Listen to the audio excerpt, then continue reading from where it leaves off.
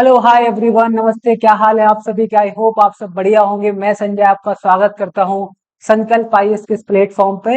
And हमने पिछली classes कुछ करी हैं परसेंटेज के, एंड मैं वापस आ चुका हूं आपके लिए उसी परसेंटेज के जो हमारे पास सीरीज चल रही थी उसमें नेक्स्ट क्लास के साथ में। तो अभी तक हमने जो पढ़ा था आप सभी को पता है हम क्या कर चुके थे। We have covered the success जो परसेंटेज के जो हमने बेसिक सवाल है वो करे थे। एंड मैंने आपको प्रॉमिस किया था कि नेक्स्ट क्लास में हम क्या करेंगे, इस टाइप पे और भी जो क्वेश्चन बनते हैं उसको हम कवर करने वाले हैं। तो उम्मीद है आप सब पढ़ाई कर रहे होंगे। पढ़ाई करना बहुत जरूरी है। एंड आपकी जनरेशन में मैं देख रहा हूँ आजकल की भाई पढ़ाई को लेके जो टेंशन है वो जो उतनी जो टेंशन होती है वो हो नहीं रही है। आप लोग के पास जो टेंशन है वो दूसरी चीजों के लिए लेके है। मैं देख रहा हूँ आजकल मेरे आसपास भी लोग रहते हैं, मैं देख रहा हूँ उनको इससे ज्यादा उनके एग्जाम में मार्क्स कमा रहे हैं, इससे वो कंफर्टेबल हो चुके हैं। कोई प्रॉब्लम वाली बात नहीं, उनके टेस्ट में मार्क्स नहीं आ रहे, they are pretty much comfortable with it. उनको टेंशन इस बात की कि उनका इंस्टाग्राम एस्थेटिक नहीं लग रहा है। उनको टेंशन इस बात की कि उनकी जो जिनको वो क्लोज फ्रेंड मानते हैं उनने उनको क्लोज फ्रेंड में ऐड नहीं कर रखा है। तो ये सारी दिक्कतें आ रही हैं हमारे आजकल जीवन में। और इसी जीवन के बीच में हमारे पास कुछ और समस्याएं जैसे कि ये मैथ आ जाती है, तो इसमें आप और परेशान हो जाते हैं। तो आप सभी के लिए जो भी चीजें बताई जा रही हैं, जो भी आपको गाइडेंस दी जा रही है उसको आपको ध्यान से फॉलो करना है। एंड घर जाके उन क्वेश्चंस की प्रैक्टिस करनी है। तभी जाके आप क्या कर पाएंगे, तभी जाके इस कॉन्सेप्ट को आप समय के साथ सीख पाएंगे। क्योंकि टाइम पे सीखना जरूरी है, अदरवाइज जब टाइम हमें सिखाता है तो उसका जो तरीका होता है सिखाने का वो थोड़ा डिफिकल्ट होता है, वो हमारे लिए इतना आसान नहीं होता है। तो बेहतर है कि जो चीजें हमारे पास अभी सिखाई जा रही है इनको साथ साथ करते जाते हैं। एंड पेंडेंसी को खत्म करते हैं। अगर कोई भी टॉपिक आपको कराया जा रहा है तो घर जाके उसकी प्रैक्टिस करिए, जो भी टास्क आपको दिया जा रहा है उसको करके भेजिए। तो चलिए बात करते हैं लास्ट क्लास में हमने क्या डिस्कस किया था। लास्ट क्लास में हमने एक सक्सेसिव परसेंटेज चेंज का कॉन्सेप्ट डिस्कस किया था। क्या होता है सक्सेसिव परसेंटेज चेंज? तो आप सभी को पता है, अगर मैं मान लीजिए एक शहर है एक्स, उसकी जनसंख्या भी 10,000 है। तो इस शहर की जनसंख्या हर साल 20% से बढ़ रही है। तो मुझे ये बताना है कि बताइए 2 साल बाद इसकी जनसंख्या क्या होगी। तो आपको पता है 1 साल बाद कितनी बढ़ेगी, 10%। वापस से कितनी बढ़ेगी, 10%। तो अगर मैं आपसे पूछूं नेट चेंज कितना आएगा, तो भाई हमें इसमें डायरेक्ट 20% नहीं बोलना है। आपको मैंने बताया था कि 10-10% के अगर मेरे पास चेंजेस हो रहे हैं, अगर हम क्या कर रहे हैं भाई, जनसंख्या को 10-10% बढ़ा रहे हैं हर साल, तो मैंने आपको इसके दो तरीके सिखाए थे। एक तरीका क्या था, एक तरीका हमारे पास था रेशियो मेथड, कि भाई 10 से कितनी हो जाएगी बोलो, 11 हो जाएगी। 10 से कितनी हो जाएगी बोलो, 11 हो जाएगी। तो जो नेट चेंज आएगा, अगर संख्या शुरू में 100 होगी तो कितनी हो जाएगी, 121 हो जाएगी। तो आप देख पा रहे हैं 100 पे कितना बड़ा है, 21 बड़ा है, मतलब 21% का चेंज आ जाएगा। या फिर बताओ मैंने आपको क्या सिखाया था, या फिर हमने लास्ट क्लास में एक सक्सेसिव परसेंट का फॉर्मूला सीखा था कि अगर मान लो मेरे पास x% का चेंज किया है मैंने, एंड मैंने y% का चेंज किया है, तो जो नेट चेंज होता है, नेट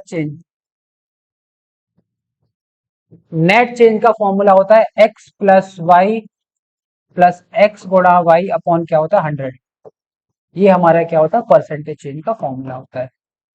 इतना हम डिस्कस कर चुके थे। तो इसी के ऊपर कुछ और सवाल करते हैं, कुछ और प्रैक्टिस करते हैं। इसके बाद हम क्या करेंगे, एक नया टाइप स्टार्ट करेंगे आज। तो सवाल देखते हैं, सवाल क्या है हमारे पास। एक संख्या में हमने कितनी 16.66% की वृद्धि करी है। तो पहले हमने क्या करी है, 16.66% की वृद्धि करी है। फिर हमने 14.28% की कमी करी है। फिर हमने 12.5% की वृद्धि करी है। तो पहले वृद्धि करी, फिर हमने कमी करी, और उसके बाद वापस हमने क्या करी है, वृद्धि करी है। अब देखिए जो हमारे पास परसेंटेज दे रखे हैं यहाँ पे, इसको मैंने आपको सिखा रखा है ऑलरेडी। अगर आपको याद नहीं होगा तो इन सवाल को करने में फिर आपको क्या है, परेशानी होगी। तो आप जानते हो 16.66% का मतलब क्या होता है। 16.66% का मतलब होता है वो 1/6 होता है। 14.28% जो होता है वो रेशियो में कितना होता है, 1/7 होता है। एंड 12.5% जो रेशियो में होता है वो कितना होता है भाई, 1/8 होता है। मुझे आप बताइए, पहले हमने क्या करी है, वृद्धि करी है। तो पहली कंडीशन में हमने वृद्धि करी है, फिर हमने कमी करी है, फिर हमने क्या करी है, वृद्धि करी है। जरा कोशिश करते हैं इसको, 16.66% की वृद्धि हो रही है मतलब क्या, कि अगर संख्या मेरी पहले 6 थी तो 6 से बढ़ के बोलो कितनी हो जाएगी, 7 हो जाएगी। 6 पे 1 बढ़ के 7। अगर मैंने 14.28% की कमी करी है तो 7 से घट के कितनी हो जाएगी, 6 हो जाएगी। तो यहाँ 7 से घट के कितनी हो जाएगी, 6। अगर मैंने 12.5% की वृद्धि करी है तो 8 से बढ़ के कितनी हो जाएगी, 8 से बढ़ के 9 हो जाएगी। तो अगर मुझे इसको क्या करना है, अगर मुझे निकालना है भाई कि नेट चेंज क्या होगा, तो आप बताओ 7 से क्या हो जाएगा, 7 कटेगा, 6 से क्या हो जाएगा, 6 कटेगा। तो मेरे पास जो नेट चेंज निकल के आएगा वो 8 से कितना हो रहा है, 9 हो रहा है। 8 से कितना हो रहा है बताओ, जो नेट चेंज मेरे पास निकल के आ रहा है वो 8 टू क्या हो रहा है, 9 हो रहा है। तो 8 से 9 होने का मतलब कितना होता है, 8 से 9 होने का मतलब कितना होता है, 8 से 9 हुई है मतलब कितना इंक्रीज हुई है, 1 इंक्रीज हुई है कितने पे, 1/8 इंटू करेंगे 100। तो आंसर मेरे पास कितना आएगा, 12.5%। तो ये हमारा क्या हो जाएगा, आंसर हो जाएगा। क्या था देखो, अगर किसी संख्या को हमने 16.66 बढ़ाया है, परसेंट बढ़ाया है, तो संख्या 6 से क्या हो गई, 7 हो गई। अगर संख्या को मैंने 14.28% क्या किया बोलो, कम किया है, तो संख्या बोलो क्या हो जाएगी, 7 से कितनी हो जाएगी, 6 हो जाएगी। एंड 12.5% बढ़ाया है तो कितना हो जाएगा, 8 से 9 हो जाएगा। इस 7 से ये कटेगा, 6 से 6 कटेगा, 8 से 9, 8 से 9 कितना होता है भाई, हमारे पास क्या है, वही 8 पे 1 बढ़ा है मतलब 12.5%। देखो ऑलरेडी ये तो हमें पता ही है, जब भी संख्या 8 पे 1 बढ़ती है तो कितना होता है, 12.5% क्या है, चेंज होता है। तो 8 से 9 हुई है मतलब 12.5% की वृद्धि हुई है। तो इसका आंसर क्या हो जाएगा, ऑप्शन नंबर बी हो जाएगा। तो सरल सवाल है, इससे आगे करते हैं अगला सवाल। ये देखिए, कल देखो मैंने आपको डायरेक्टली इस क्वेश्चन को करने का तरीका सिखाया था कि संख्या में x% की वृद्धि होती है फिर x% की कमी करी जाती है। तो मैंने आपको ये रिजल्ट लिखवा दिया था कॉपी पे कि जब भी ऐसा होता है कि किसी संख्या को x% बढ़ाया जाए और फिर क्या किया जाए, x% कम किया जाए, तो जो नेट चेंज निकल के आता है, नेट चेंज जो निकल के आता है वो कितना आता है, एक्स स्क्वायर अपॉन कितना आता है, 100% आता है। और हमेशा क्या होता है, हमेशा इसमें कमी होती है, हमेशा क्या होती है, कमी। तो हमेशा क्या होगी, कमी होगी कितने की, एक्स स्क्वायर अपॉन 100% की। तो क्वेश्चन में बोला है शुद्ध परिवर्तन कितना है, बोलो कितना है, 9%। कितनी कमी हो रही है बोलो, 9% की कमी हो रही है। तो आप मुझे बताओ एक्स स्क्वायर अपॉन 100, इसकी वैल्यू सवाल में क्या दे रखी है, 9 दे रखी है। तो एक्स स्क्वायर की वैल्यू कितनी आ जाएगी, 900 आ जाएगी। 900 जो होता है वो 30 का स्क्वायर होता है, किसका स्क्वायर होता है, 30 का स्क्वायर। तो एक्स की वैल्यू जो आएगी वो कितनी आ जाएगी, 30% आ जाएगी। तो हमारा एक्स की वैल्यू क्या आ जाएगी, 30% आ जाएगी।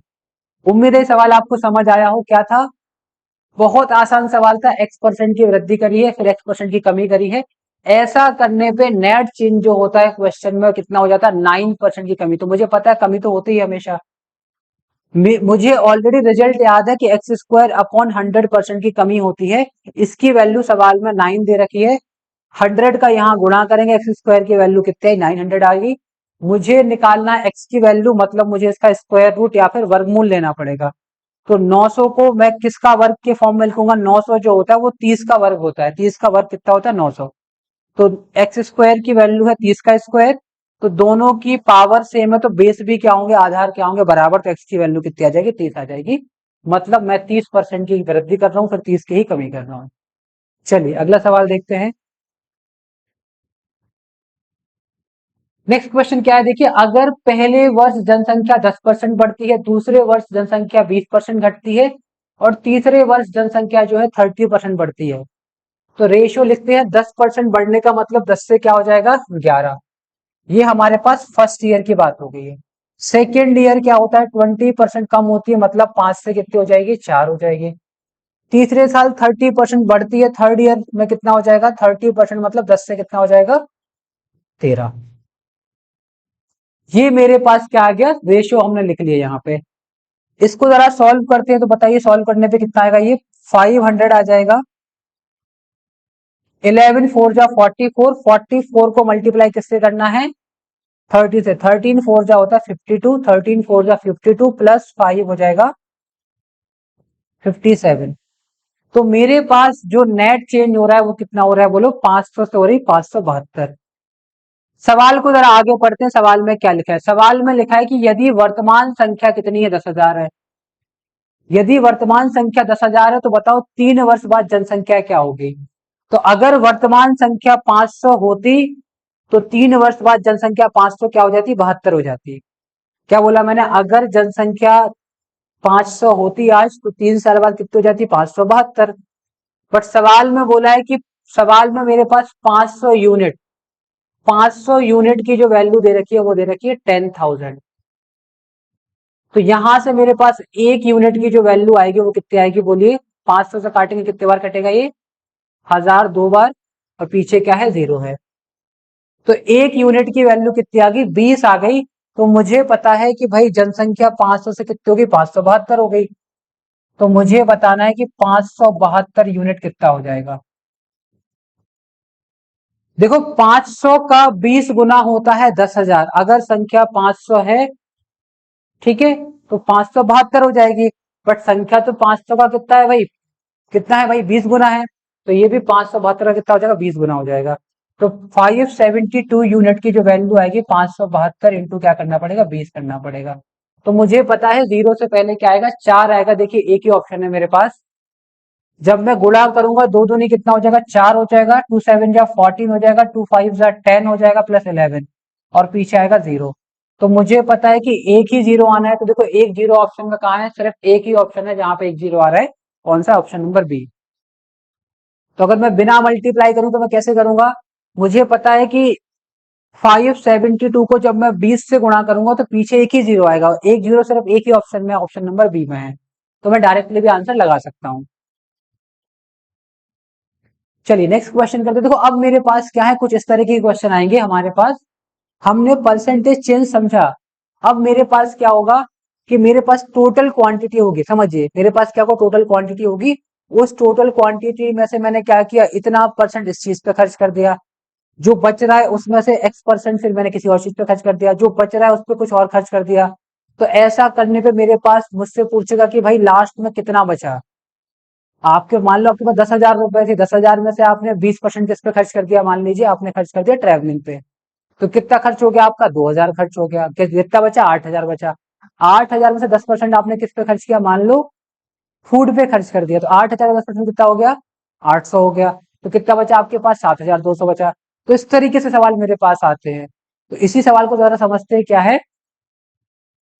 एक आदमी अपनी आय का 12.5% भोजन पे खर्च करता है, एंड जो बचता है उसका 20% किराए पर, और जो बचेगा उसका 16.66% कपड़ों पे खर्च करता है।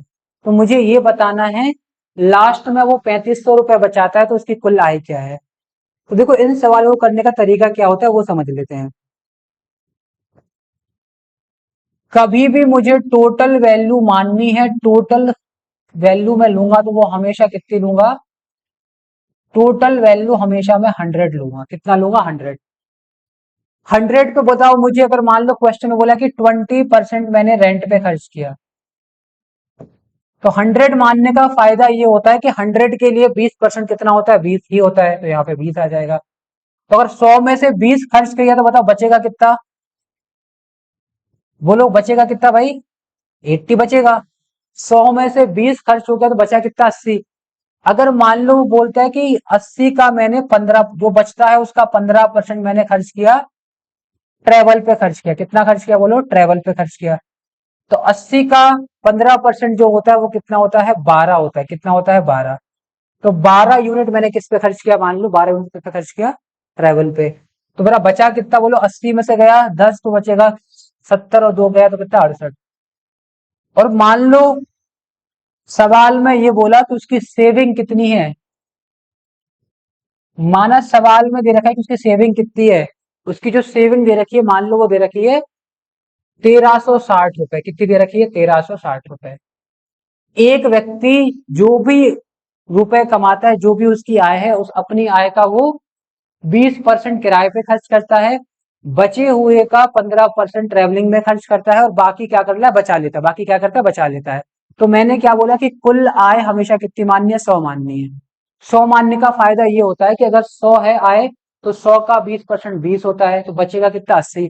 80 का 15% कितना होता है? 12 होता है। बचेगा कितना? 78। 68 बचेगा। अब सवाल में मुझे 68 की वैल्यू दे रखी है, किसकी वैल्यू दे रखी है बताओ। ये मेरे हिसाब से बचत है, अगर वो 100 रुपए कमाता तो मेरे हिसाब से बचत या सेविंग कितनी है उसकी, 68 यूनिट है। तो मेरे हिसाब से जो सेविंग है इसकी वैल्यू सवाल में दे रखी है, 68 यूनिट की वैल्यू कितनी दे रखी है, 1360 दे रखी है। तो एक यूनिट की जो वैल्यू आएगी 1360 अपॉन कितना आएगा 68, 68 दूनी कितना होता है 136 होता है। तो एक यूनिट की वैल्यू कितनी आ गई 20 आ गई। एक यूनिट बराबर किसके है 20 के। तो मैंने जो कुल आय मानी थी वो कितनी मानी थी 100 मानी थी।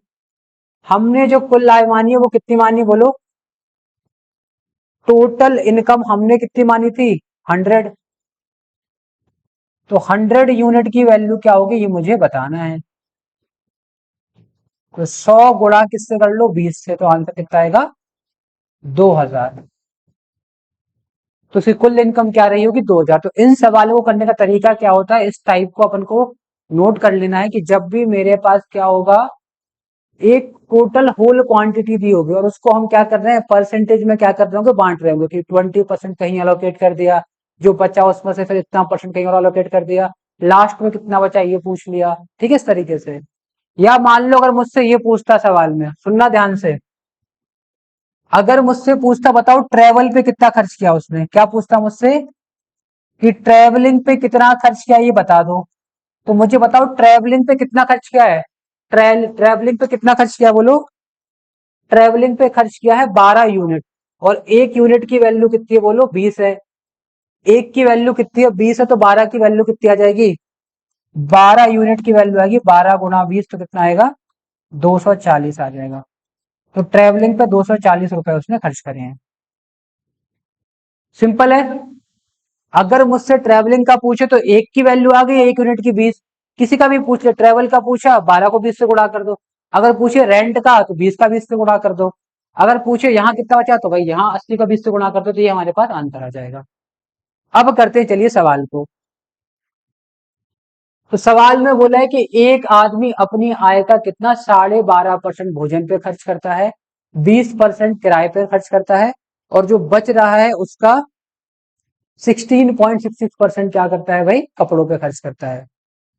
देखो जैसे ये सवाल था, अगर मैं बात करूं, ये जो सवाल था मेरे पास इसको ना मैं एक तरीके से और कर सकता था, कैसे कर सकता था जरा देखो ध्यान से।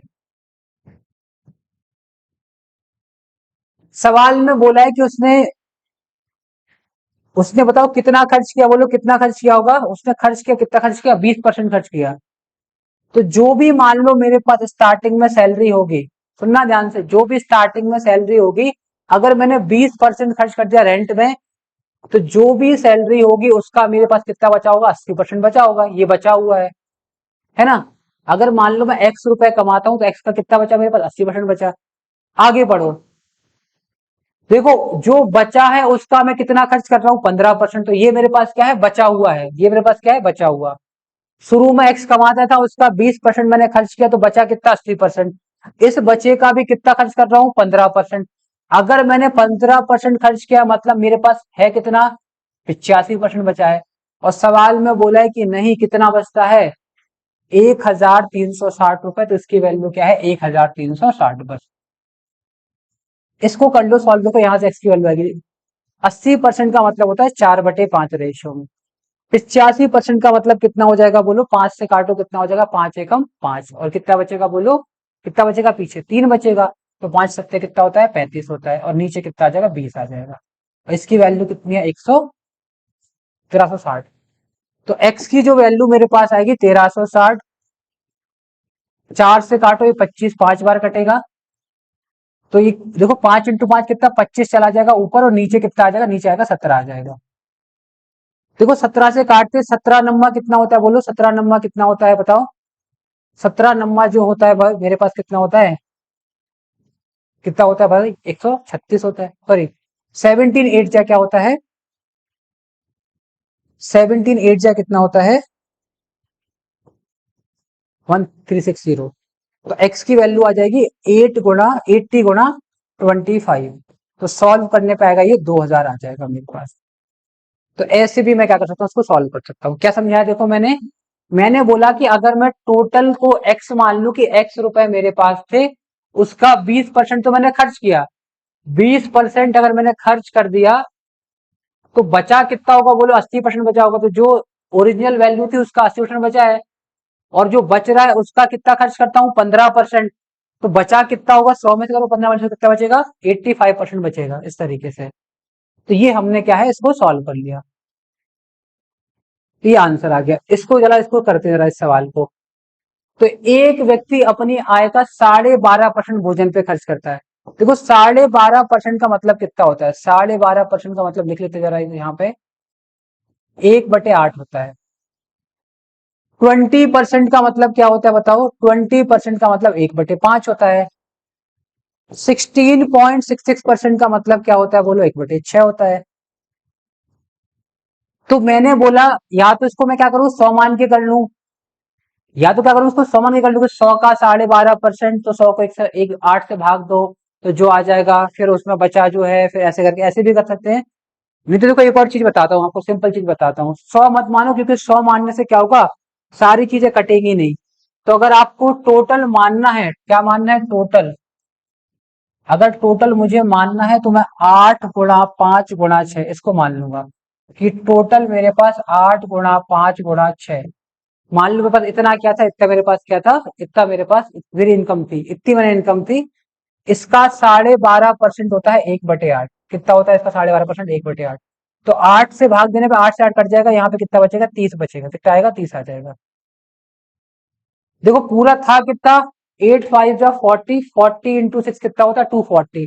तो 240 में से 30 चला गया तो कितना बचेगा? 210 बचेगा। बोलो इसका कितना खर्च किया? 20% किराए पे। 20% का मतलब होता है 1/5। तो इसको किससे करना है? 5 से करना है डिवाइड। तो 5 से डिवाइड करने पर कितना? देखो 5 4 जा 20 और 5 2 जा 10। तो 42 भी माइनस हो गया, तो बचेगा कितना? 210 में से कितना गया? 40 गया, तो कितना बचेगा? 170 बचेगा।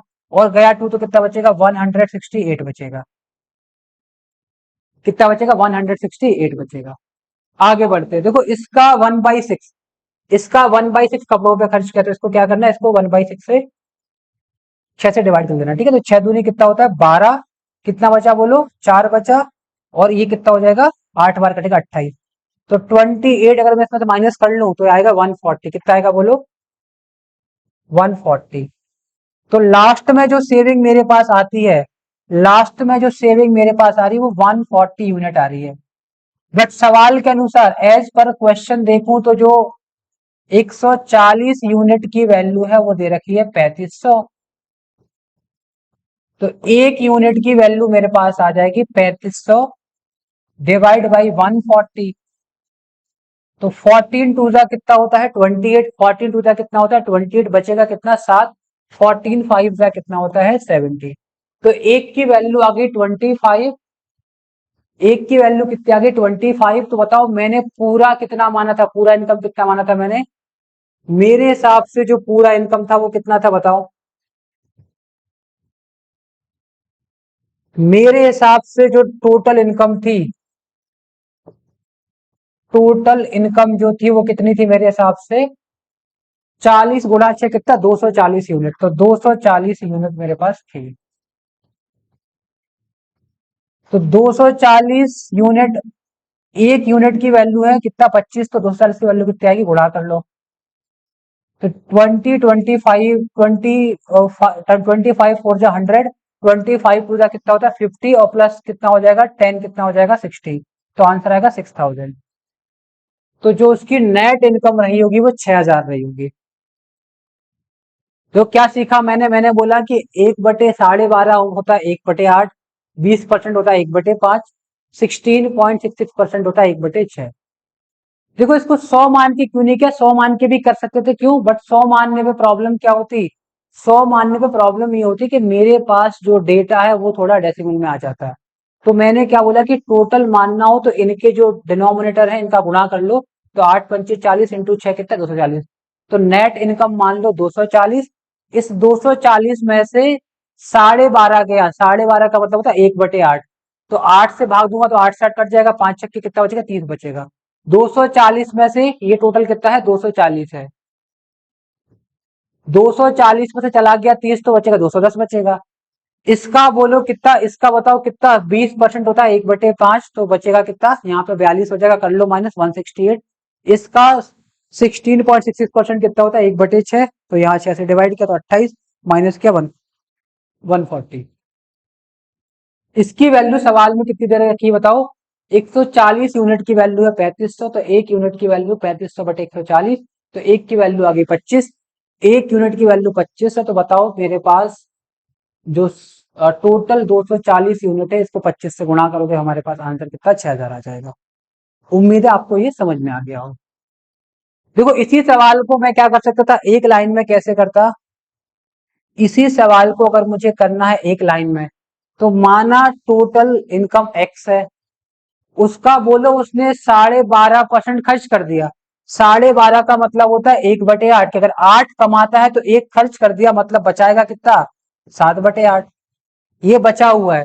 इस बचे हुए का 1/5 खर्च कर दिया, तो 1 खर्च किया मतलब बचेगा कितना 4, तो 4/5। इसका आगे 1/6 खर्च कर दिया, ठीक है कपड़ों पे, तो 6 में से 1 खर्च किया तो कितना बचेगा 5, तो 5 बचा होगा कितने में से भाई 6 में से। और इसकी वैल्यू सवाल में क्या दे रखी है 3500 दे रखी है, तो बस मुझे यहां से एक्स निकालना है। तो ये 5 से 5 कटा, 4 से कटेगा कितने बार 2 बार कटेगा, ठीक है। देखो 7 से काटो 7 5 35, तो 500, और 6 दूनी कितना होता है बोलो 12, तो x की जो वैल्यू आएगी वो कितनी आ जाएगी, x की वैल्यू आएगी 500 को गुणा किससे कर लो 12 से, तो आंसर आ जाएगा 6000। दो कैसे किया, मैंने क्या बोला, अगर वो x रुपए कमाता है तो x का बोलो कितना 12.5% भोजन पे खर्च किया, मतलब 8 यूनिट में से 1 खर्च कर दिया, तो 7 बचा होगा, तो 7/8 बचा है टोटल का। फिर बोलो क्या किया है, फिर क्या किया है, ठीक है, फिर बताओ क्या किया इससे आगे हमने, फिर उसका 20% हमने खर्च किया, तो भाई 5 में से 1 खर्च किया, तो मतलब कितना बचा होगा 4/5। और इसका फिर क्या है 1/6 खर्च किया, तो भाई 1 खर्च किया 6 में से 5/6 बचा होगा, बराबर क्या 3500 की सेविंग के बराबर आ गया, एक्स निकालने में। चलिए आगे बढ़ते हैं। एक मशीन के मूल्य में पहले वर्ष इतनी की, ठीक है, दूसरे वर्ष इतनी की, तीसरे वर्ष इतनी की कमी आती है, उसका वर्तमान मूल्य कितना है 4200 है, तो मुझे बताना है 3 वर्ष बाद उसका मूल्य क्या होगा। इस सवाल को कैसे करना है, तो ये कर ही लेंगे, कोई दिक्कत वाली बात नहीं है, बताओ। देखो कमी आ रही है मतलब 6 से कितना हो गया बोलो 5, ठीक है, फटाफट लिखेंगे अब। सेकेंड वर्ष में बताओ 3 से कितना हो गया 2 हो गया। थर्ड वर्ष में 7 से कितना हो जाएगा बोलो 6 हो जाएगा। इसको जरा सॉल्व करते हैं, देखो 6 से 6 कट जाएगा यहाँ पे, और कुछ कट रहा है क्या, नहीं कट रहा। देखो 21 से कितना हो जाएगा बोलो, 21 से 10 बचेगा, जिसकी कीमत 21 थी वो 3 साल बाद 10 यूनिट बचेगा। देखो सवाल में बोला है कि 21 यूनिट नहीं, कितना है बताओ, स्टार्टिंग में वर्तमान में कीमत 42,000 है, तो 21 की वैल्यू है 42,000, तो 1 यूनिट जो बराबर आएगा वो कितने आएगा, 21 से काटो 2 बार कटेगा, 2000 आ जाएगा, कितना आएगा 2000। तो मुझसे बोला है कि अब बताओ कीमत, अब कितनी बताओ 10 यूनिट। अब जो कीमत है वो 10 यूनिट है, तो 10 यूनिट की वैल्यू कितनी आ जाएगी, 10 गुणा क्या कर लो 2000, तो आंसर आएगा कितना 20,000। तो जो मशीन मेरे पास 42,000 की थी, 3 साल बाद उसकी कीमत कितनी बचेगी, सिर्फ 20,000 बचेगी। उम्मीद है आपको समझ आ गया हो। तो सवाल आप देखेंगे बहुत ज्यादा मुश्किल नहीं है, हमारे पास जो हम कॉन्सेप्ट कर रहे हैं उसी के ऊपर बेस्ड है। और आप सभी को पता है कि सीजीएल का जो एग्जाम है वो हमारा किस तरह का एग्जाम हो गया है, सेक्शनल टाइमर वहां पे आ चुका है। तो सेक्शनल टाइमर के लिए हमें स्पीड को अच्छा करना है, हमें क्या करना है, अपनी स्पीड और एक्यूरेसी को अच्छा बनाना है। तो जो सवाल हमारे पास बहुत बार बार आते हैं, हमें क्या करना है, उनको जल्दी सॉल्व करना है, और हमें उनमें सेकंड बचाने हैं, क्योंकि जो सवाल सब लोग कर लेंगे उसको आपको जल्दी करना है, तब जाके आपके पास समय रहेगा उन सवालों को करने का जो मोस्टली बच्चे नहीं कर पाते, जो डिफिकल्ट है।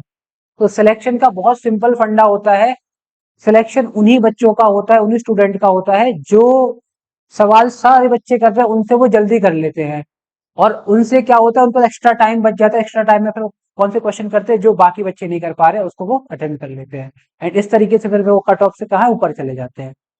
तो सेम चीज आपको करनी है, जो सवाल बार बार आ रहे हैं उनकी प्रैक्टिस करना है इस तरीके से कि आप उसको जल्दी सॉल्व कर पाओ। देखिए ये सवाल तो हमने डिस्कस किया था, आई थिंक ऐसा सवाल कुछ किया था हमने। क्या है, एक घनाभ की लंबाई चौड़ाई और ऊंचाई, घनाभ मतलब होता है क्यूबॉइड, क्यूबॉइड जो माचिस होती है, ईंट होता है, उसको क्यूबॉइड बोलते हैं। तो उसकी लंबाई चौड़ाई और ऊंचाई में हमने चेंजेस करे हैं।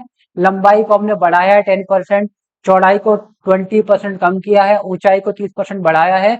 इससे उसके वॉल्यूम में नेट चेंज क्या होगा मुझे ये बताना है। तो आप सभी जानते हो इस तरीके से मेरे पास क्या है, एक क्यूबॉइड होता है, या जिसको हम क्या बोलते हैं, घनाभ बोलते हैं। तो ये इसकी क्या है, ये इसकी लेंथ है, ये इसकी विड्थ है, ये इसकी हाइट है। तो इसका जो वॉल्यूम होता है या जिसका आयतन होता है, क्या होता है इसका, आयतन। तो आयतन कैसे निकालते हैं, ये होता है length into width into height. सही है। बताओ लेंथ में कितनी वृद्धि करी है, 10% की। तो अगर लेंथ पहले 10 थी तो अब कितनी हो जाएगी बताओ, 11 हो जाएगी। चौड़ाई में 20% की कमी करी है, अगर चौड़ाई पहले 5 थी तो बोलो अब कितनी हो जाएगी, 4 हो जाएगी। हाइट देखो, हाइट में क्या चेंज किया है, 30% की वृद्धि करी है। तो 3/10 मतलब 10 से कितनी हो जाएगी बताओ, 13। तो जरा मैं इसका देखूं, बताओ इसका, बताओ कितना आएगा बताओ, ये 500 अगर पहले होता, 500 क्या होता बताओ, 500 अगर इसका क्या होता पहले आयतन होता, तो ये तो हम पहले भी गुणा कर चुके, कितना आएगा, ये 572 आएगा। ठीक है, पहले भी डेटा आ चुका है, ये वाला 44 गुणा 13, हाँ आ चुका है। तो 572 हो जाएगा आयतन। तो कितना बड़ा है बताओ, आयतन कितना बढ़ गया, आयतन बड़ा है 72, कितने पे बड़ा है, 500 पे बड़ा है। गुणा किससे कर लो, 100 से करोगे तो आंसर मेरे पास आ जाएगा। 5 से काटो, 14 टाइम्स कटेगा, बचेगा कितना, 2। 5 से काटो तो ये 0.4 आएगा। तो 14.4% का क्या हो जाएगा, इंक्रीज हो जाएगा। तो ऑप्शन नंबर क्या आएगा, बी आ जाएगा। तो अगर हम क्या करते हैं, किसी घनाभ के लंबाई को बढ़ाते हैं, चौड़ाई में कमी करते हैं और ऊंचाई में वृद्धि करते हैं 10%, 20%, 30%, तो हमारे पास जो आयतन में चेंज आएगा वो 14.4% क्या हो जाएगा, बढ़ जाएगा। ये हमारा आंसर हो गया। ये देखिए, देखो सवाल वही वाला आ गया, रिमेनिंग वाला, बचने वाला, कि एक पुस्तकालय में 15% किताबें हिंदी की हैं, शेष का जो बच रही है उसका 25% अंग्रेजी में है, और जो बच रही है उसका 20% क्या है, उर्दू में है। तो जो बच रही है किताबें वो कितनी है, 5100 है। तो मुझे बताना है कि कुल पुस्तकें क्या हैं। जो देखो लास्ट में किताबें बच रही है वो किसकी बच रही है, गणित की बच रही है। ठीक है, तो मुझे पता है कि शुरू में जितनी भी किताबें रही हो, मुझे नहीं पता शुरू में जितनी भी किताबें रही हो, ठीक है, अगर मैं इसको रेशियो में लिखूं जरा, तो 15% का मतलब बोलो कितना होता है, 15% का मतलब होता है 3/20। कि अगर टोटल 20 किताबें थी तो उसमें से 3 किताबें किसकी हैं बोलो, 20 में से 3 किताबें किसकी हैं, हिंदी की। तो 17 किताबें बची हैं कितने में से, 20 में से। आगे देखो, शेष का 25% बताओ अंग्रेजी में है, तो 25% का बोलो कितना होता है, 25% का मतलब होता है 1/4।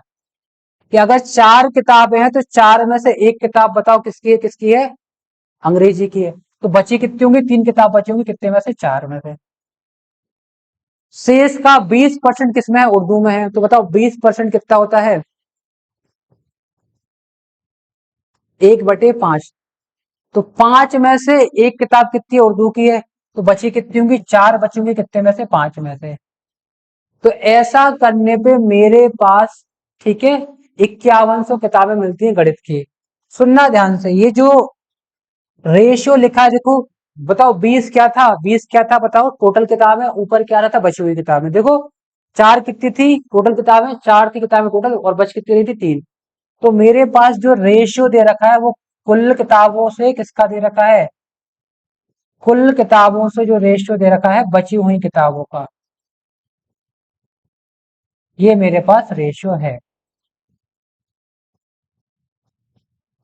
जरा इसको मैं सिंप्लीफाई करूं, क्या करूं इसको सिंप्लीफाई, तो काटो जरा, देखो 4 से 4 कट गया, और कुछ कट रहा है क्या, देखो और कुछ कट नहीं कट रहा, देखो 17 किया कितना हो गया, 51। कि अगर पूरी 100 किताबें हैं तो 100 में से 51 किताबें किसकी हैं बताओ, लास्ट में क्या बोला, गणित की हैं। अगर पूरी किताबें 100 है तो 100 में से 51 किताबें किसकी हैं भाई, बताओ, गणित की हैं। बट सवाल में क्या दे रखा है, नहीं 51 किताबें नहीं, बताओ कितनी किताबें हैं। सवाल में बोला है कि 51 नहीं 51, 100 किताबें किसकी हैं, मैथ की हैं। तो 51 यूनिट की वैल्यू 5100 है, मतलब 100 से गुणा करना पड़ेगा। तो टोटल किताबों को 100 यूनिट को भी 100 से गुणा करने पे कितना आएगा, 10,000 किताबें मेरे पास क्या होंगी, टोटल रही होंगी। टोटल बुक कितनी, 10,000 आ जाएंगी। समझ में आया। इसको आप 100 मान के भी कर सकते हो, लेकिन वहां पे कैलकुलेशन क्या है, थोड़ी सी ज्यादा हो जाएगी, थोड़ा स्मार्ट बनना है। तो मैंने बोला 15% का मतलब होता है 3/20, कि 20 किताबों में से 3 किताबें हमारे पास हिंदी की है, तो बची 17। 25% का मतलब 1/4, तो 4 में से बची 3। 20% का मतलब 1/5, तो 5 में बची 4। तो ये बची हुई किताब है, नीचे टोटल किताब है, लास्ट में बताओ कितनी किताबें बच रही हैं। लास्ट में जो किताबें बच रही है वो गणित की है, उसकी संख्या कितनी है, 5100 है। तो मेरे हिसाब से बच रही 51, इसी की वैल्यू 5100 है, तो 100 की वैल्यू 10,000 आ जाएगी। तो ये इसका बेस्ट सोल्यूशन है जो आप इसको कर सकते हैं। चलिए अगला क्वेश्चन देखते हैं। एक कंपनी में 2021 में 11 पॉइंट कर्मचारियों की संख्या की बात हो रही है। एक कंपनी में कर्मचारियों की संख्या में 2021 में 11.11% की वृद्धि होती है। 2022 में 9.09% की कमी होती है। 2023 में 20% की वृद्धि होती है। 3 वर्षों बाद नेट चेंज क्या है, सिंपल सवाल है। 11.11% का मतलब होता है 1/9। 11.11% का मतलब क्या है, 1/9। तो 9 से कर्मचारी कितने हो गए, 10 हो गए। देखो 9.09% का मतलब होता है 1/11, कि कर्मचारी 11 से कितने हो गए बोलो, 10 हो गए, कमी हो रही ना। और 2023 में 10% की वृद्धि हो रही है। तो 10% का मतलब तो आप सभी जानते हैं क्या होता है, 1/10। तो 10 से कितना हो जाएगा बोलो, 11 हो जाएगा। तो मुझे बताना नेट चेंज क्या होगा। तो इससे ये कटा, इससे ये कटा। तो अगर मेरे पास पहले शहर में कुल 9 लोग रहते थे, तो बाद में 10 लोग हो जाएंगे। तो मुझे बताना नेट चेंज कितना हुआ, बताओ। 9 से कितना हो गया, 10 हो गया, एक बढ़ा किस पे, 9 पे। तो ये तो मुझे पता ही है कितना होता है, 11 पॉइंट, ठीक है, 11%, 11.11% हमारा आंसर। तो इतने का क्या हो जाएगा, इंक्रीज हो जाएगा। ये ऑलरेडी हमें लिख ही रखा है हमारे पास। चलिए आगे बढ़ते हैं। देखो गोले ये कराए थे सवाल मेंसुरेशन वाले। यहाँ पे क्या है, परसेंटेज प्लस मेंसुरेशन आ गया है, कि गोले की त्रिज्या में 20% की वृद्धि की जाती है, उसके आयतन में कितनी वृद्धि होगी। तो आपको गोले का आयतन आना चाहिए। गोले का आयतन, गोले को बोलते हैं स्फेयर। तो वॉल्यूम ऑफ स्फेयर, ये जो होता है वो होता है 4/3 πr³। तो मैंने आपको समझाया था कि कांस्टेंट से मतलब नहीं है, मुझे सिर्फ वेरिएबल से मतलब है भाई, उसको देखेंगे। तो ये सब तो कांस्टेंट है, सिर्फ रेडियस को देखना है। तो रेडियस को मैंने आपस में 3 बार मल्टीप्लाई किया है। कितनी बार मल्टीप्लाई किया बोलो, 3 बार। तो रेडियस को यहाँ 3 बार लिखेंगे। और रेडियस बताओ, रेडियस में चेंज कितना हो रहा है, रेडियस में वृद्धि कर रहे हैं, 20% की वृद्धि कर रहे हैं। 20% का मतलब आप सभी जानते हैं 1/5।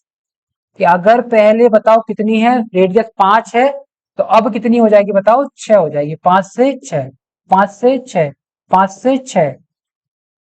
तो 125 से मेरे पास जो वॉल्यूम हो जाएगा वो 216 हो जाएगा। 125 से वॉल्यूम कितना हो गया बताओ, 216 हो गया। 125 से वॉल्यूम बताइए कितना हो गया, 216 हो गया। तो मुझे आप ये बताइए कि कितना चेंज है, कितना बढ़ गया है। 75 यहाँ बढ़ा, 16 यहाँ बढ़ा। 75 और 16 कितना हो जाएगा बताओ, 75 और 16 कितना होगा, 91। तो 91 बढ़ा है कितने पे, 125 पे। गुणा किससे करिएगा, 100 से। 25 पंचे 125, 25 100 के क्या होता है, 100 होता है। 9 से गुणा करने, इसका गुणा करने पे बताओ कितना आएगा, 364। और डिवाइड किससे करना है, 5 से। तो 5 7 क्या होता है, 35। कितना बचा, 1 बचा। 5 2 10 होता है। कितना बचा बोलो, 4 बचा। 5 8 40। तो 72.8% हमारे पास ऑप्शन सी आंसर आएगा। कि जो वॉल्यूम है उसमें कितनी वृद्धि हो जाएगी, 72.8% की हो जाएगी। सही है। वापस बोल रहा हूं, देखो आपको ऐसा नहीं करना कि अच्छा 20% की तो 20 और 20 और 20 तो आंसर आएगा 60%, ऐसा नहीं है, ठीक है, ये गलत हो जाएगा आपका। चलिए आगे बढ़ते हैं। ए की आय हर वर्ष 20% की वृद्धि होती है, ये सवाल आप करके बताइएगा मुझे। हर साल 20% की वृद्धि हो रही है, मतलब बताओ कितना हो रहा है, 5 से कितना हो रहा है, 6 हो रहा है, 5 से कितना हो रहा है, 6 हो रहा है, तो 25 से 36 हो जाएगा, उसकी वैल्यू दे रखी है, मुझे बताइएगा, इसका सवाल आप आंसर दीजिएगा चैट बॉक्स में। इसको करते हैं जरा, इसको करिए, 1 मिनट, 1 मिनट का टाइम देता हूँ आपको, इसको करिए।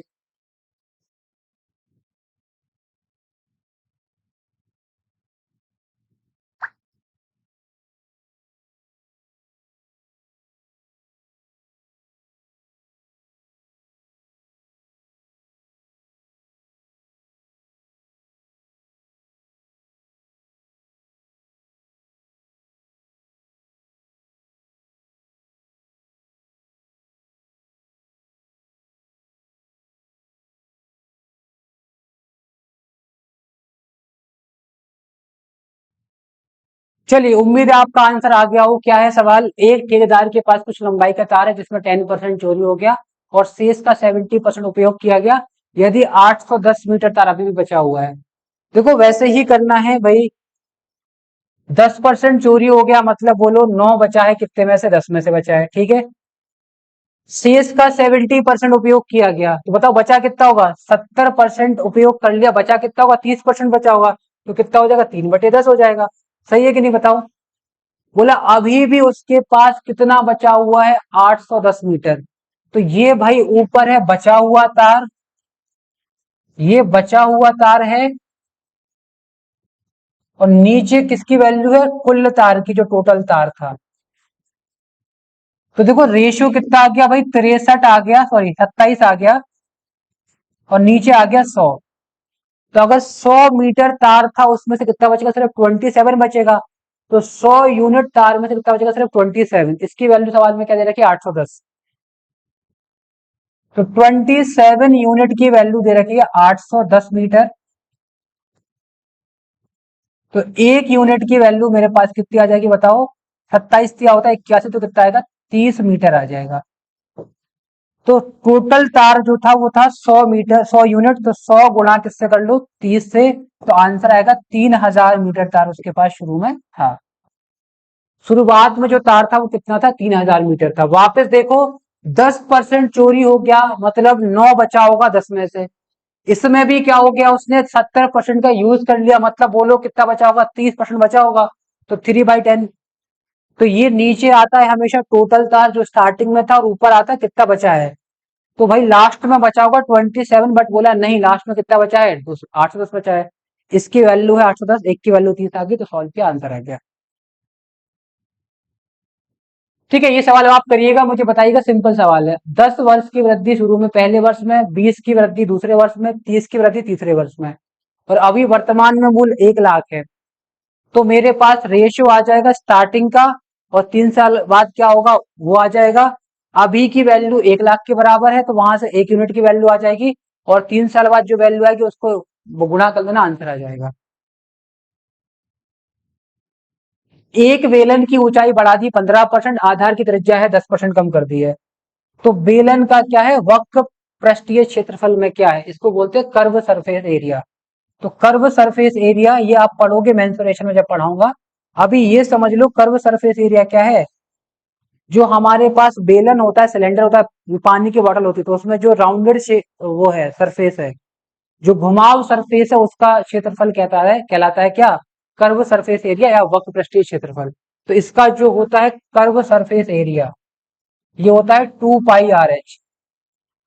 वक्र पृष्ठीय क्षेत्रफल जो होता है 2πRH। तो 2π तो मेरे पास क्या है, कांस्टेंट है, रेडियस और हाइट का गुणा करना है। तो रेडियस और हाइट में क्या चेंजेस हो रहे हैं वो देख लो। देखो रेडियस कितनी है भाई, 15%, क्या ऊंचाई को 15% बढ़ा दिया है, और त्रिज्या को 10% क्या कर दिया, कम कर दिया है। तो त्रिज्या 10 से कितनी हो गई, 9 हो गई, और 15% मतलब होता है 3/20। तो त्रिज्या ऊंचाई कितनी हो गई, 20 से कितनी हो गई, 23 हो गई। इसको सॉल्व करना है तो 200 आ जाएगा। ये कितना आ गया बताओ? 207 आ जाएगा। तो बोलो 200 पे कितना बड़ा है? 7 बड़ा है। 200 पे बड़ा है 7, गुणा किससे कर लो? 100 से। तो आंसर कितना आएगा? 3.5%। यही हमारा क्या है? आंसर है। तो 3.5% क्या हो जाएगा? इंक्रीज हो जाएगा। उम्मीद है आपको ये समझ आया हो। ठीक है। एक रक्तदान शिविर में 20% लोगों का ब्लड ग्रुप ए है, बचे हुए का 20% बी है, बच्चे का 30% ओ है, और लास्ट में इतने बचते हैं। ये आपका होमवर्क क्वेश्चन है। This is your homework question. ठीक है। तो इसके आंसर आपको लिखने हैं, इसका आंसर आपको देना है। अगला होमवर्क क्वेश्चन क्या है आपका? क्वेश्चन नंबर आप बता देता हूं आपको। ठीक है। क्वेश्चन नंबर क्या है जिससे आप बता पाओ? 17 है।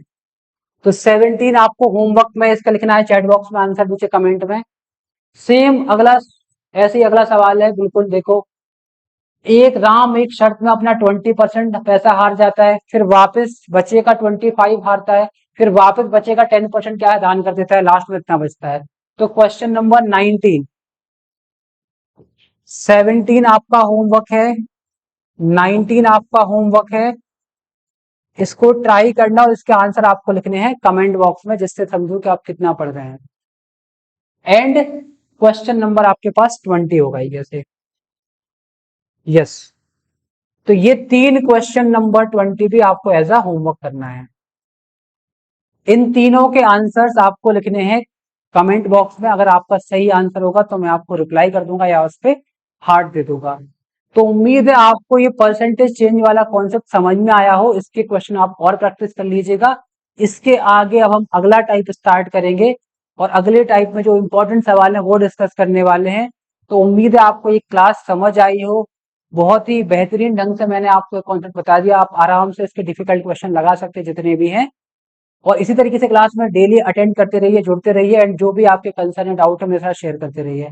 तो आप सभी लोग अपनी पढ़ाई को ऐसे ही जारी रखिए। एंड कुछ भी प्रॉब्लम आए, कुछ भी समस्या आए, तो भाई अपने गोल को दिमाग में रखना है। आपको डिस्ट्रैक्ट नहीं होना है, बिकॉज ये जो गवर्नमेंट नौकरी की जो जर्नी होती, तैयारी होती, काफी लंबी होती है। आपके एग्जाम, आपका फॉर्म निकलेगा हो सकता है मार्च में, और डेट हो सकता है आपकी 3 महीने बाद, 4 महीने बाद, वो कभी कभी डिले हो जाती है। एक एक साल एग्जाम नहीं होता है। तो आपको ये सारी चीजों से लड़ना है, इन सारी चीजों से मेंटली लड़ना है, तब जाके आप क्या करते हैं? एक नौकरी पाते हैं। तो इसीलिए अपने आप को फोकस रखिए, जो टास्क दिया जा रहा है उसको करिए। तब तक अपना ध्यान रखिए, और मिलते हैं नेक्स्ट क्लास में। Till then take care, bye bye.